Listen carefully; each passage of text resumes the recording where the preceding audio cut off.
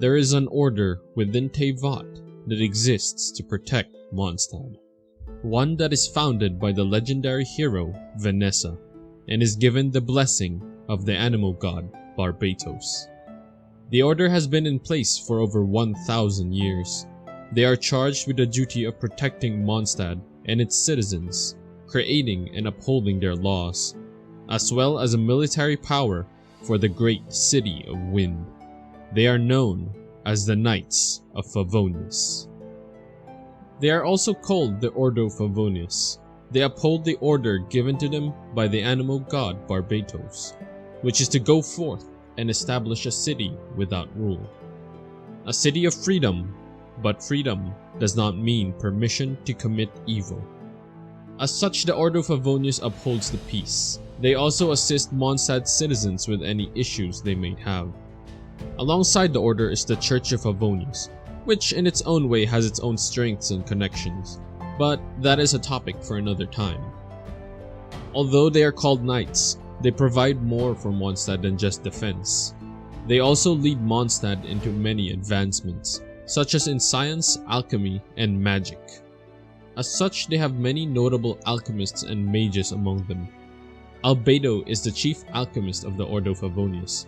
Alongside him is Alice, Sucrose, and Lisa, to name a few. Together they make up the bulk of knowledge and experience the knights have access to, in terms of science, alchemy, and magic.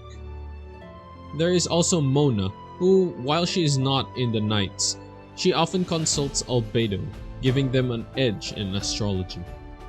In addition to this, Albedo brings with him knowledge from Kenria, a unique form of alchemy called the art of Chemia, which deals with the alchemy of life.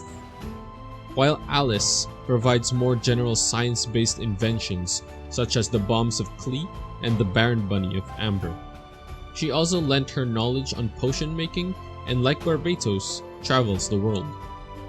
Lisa, on the other hand, has learned many things from her time in Sumeru and was hailed there as a grand mage and recognized as one of Sumeru Academia's most distinguished graduate in 200 years. Lisa is also skilled enough to be a captain in the ranks of the knights, but she declined the position. The combination of all these puts Mondstadt as a leading force in development for science and magic, possibly only behind Sumeru and Snezhnaya. However, the Knights of Favonius have been greatly underestimated by other kingdoms, as well as some vigilantes within Mondstadt itself, for the regular knights aren't really the most disciplined or powerful. That said, however, the Knights of Favonius are far more capable than they might seem, and from their ranks have borne many great warriors and vision wielders, most notably from their noble families, who have been in Mondstadt since even before Barbatos became the Archon. The two most notable among these are Jean Gunnhildr of the Gunnhildr clan and Diluc Ragvindir of the Ragvindir clan. Although the former had already resigned, he still protects Mondstadt when necessary. The Gunnhildr clan were the very first to have ever worshipped Barbatos, and it was from their clan that crowned him on the day that he became an Archon. Their loyalty to Barbatos is second to none. Every member of the Gunnhildr clan, especially its heir, is trained to be a knight, as well as uphold and protect Barbatos' rule. The motto of their house is for Mondstadt, as always. Jean is the second in command of the knights, known as the Dandelion Knight and the Lionfang Knight. Although not apparent, mostly due to her being delegated to office work as she manages the day-to-day ongoings of Mondstadt, she is actually very prolific and a powerful individual with a vision of Anemo and the training of the Gunnhildr clan.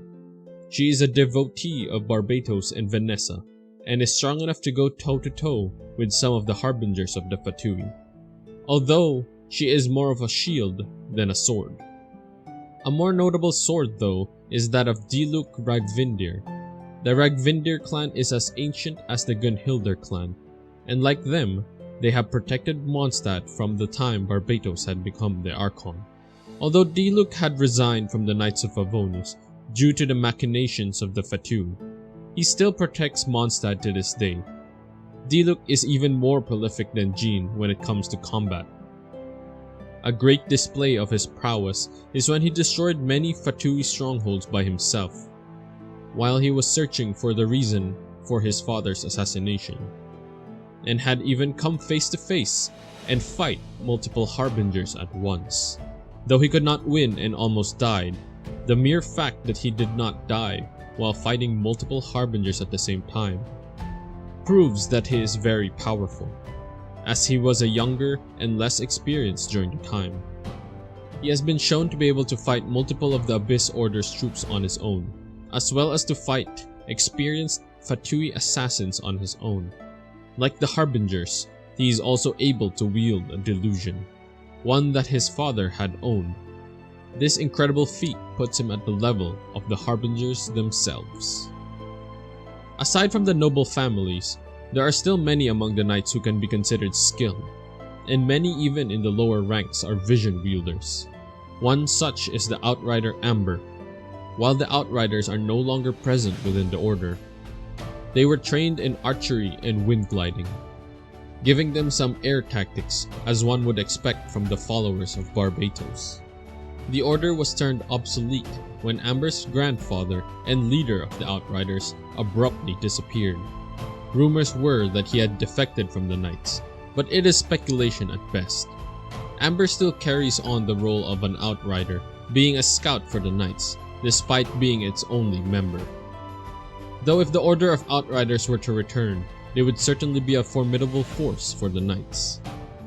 Many who aspire to be in the Knights of Favonius and work hard enough seem to be granted a vision, as if making it out to be the right decision. Such is the case with the maid Knight Noelle. While not yet officially a Knight of Favonius, she serves as a maid and sometimes gets the duties a knight would. A more accurate description of her duty would be a knight's apprentice, but she assumes the role of a maid instead, because when she was provided with jobs for a knight, she tried to complete them with no regard for her own safety, endangering her own life to complete the mission. So she was provided safe jobs instead. Though a bit clumsy, her power over Geo is still a boon to the Knights of Favonius. The Knights have 10 captains, all with impressive capabilities, whether it be logistics, diplomacy, or simply strength, though we only know of 3 at the moment. They would be Albedo, Kaya, and Hertha. Albedo is the captain of the investigations team and leads expeditions for the development of Mondstadt, as well as learn about any possible threats against the city. Meanwhile, Kaya is the cavalry captain who is in charge of the crime within the city, as well as to intercept any dangerous individuals that could attack the city itself. While Hertha is the captain of the 6th company that oversees logistics. She is in charge of maintaining the reputation of the Knights within the city itself, as well as making sure that the citizens have everything else that they need in order to live in Mondstadt. Captains are selected for their talent and creativity to get jobs done. For example, Kaya is one who has many secrets and often may even interact with criminals, but when Mondstadt is faced in a dangerous situation, he often holds the answers to solving the problems. He is quick-witted, and the Knights count on him when solving intractable problems. With all these vision wielders, ancient families, grand mages, and extraordinary alchemists, it would need someone of renown and great leadership to get them all together. This job falls onto the Grand Master of the Knights of Favonius, a title not simply for show, as those who have held it are ones of much renown and strength. One such holder is Vennessa, the founder of the Knights, an extremely skilled warrior and one who had ascended to Celestia and became a god.